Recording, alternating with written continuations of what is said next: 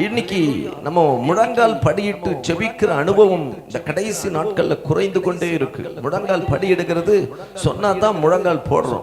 தேவ சமூகத்துல வந்தாவே நம்ம எல்லாருமே முழங்கால் படியிட்டு நம்மளால எவ்வளவு நேரம் முடியுமோ அவ்வளவு நேரம் முழங்கால் படியிட்டு தேவனை மகிமைப்படுத்த வேண்டும் என்று இந்த வேதம் சொல்லுகிறது.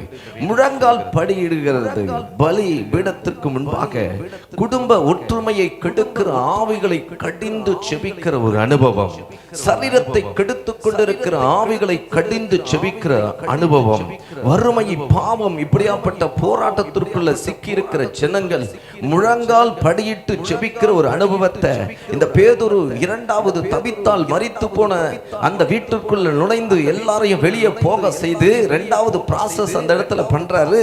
இப்பதான் முழங்கால் படியிட ஆரம்பிக்கிறார். ஹல்லேலூயா. நாமளும் அநேக காரியத்துல முழங்கால் படியிடுகிறோம். இருதயத்தில் அவ்விசுவாசத்தை வைத்துக் கொண்டே முழங்கால் படியிட்டு செபித்தா ஜெபம் கேட்கப்படாது. அதனால முதல்ல அவ்விசுவாசத்தை வெளியே துரத்த சொல்றாரு. அதற்கு பிறகு முழங்கால் படியிட சொல்லுகிறார். அதற்கு பிறகுதான் ஜெபிக்க ஆரம்பிக்க சொல்றாரு.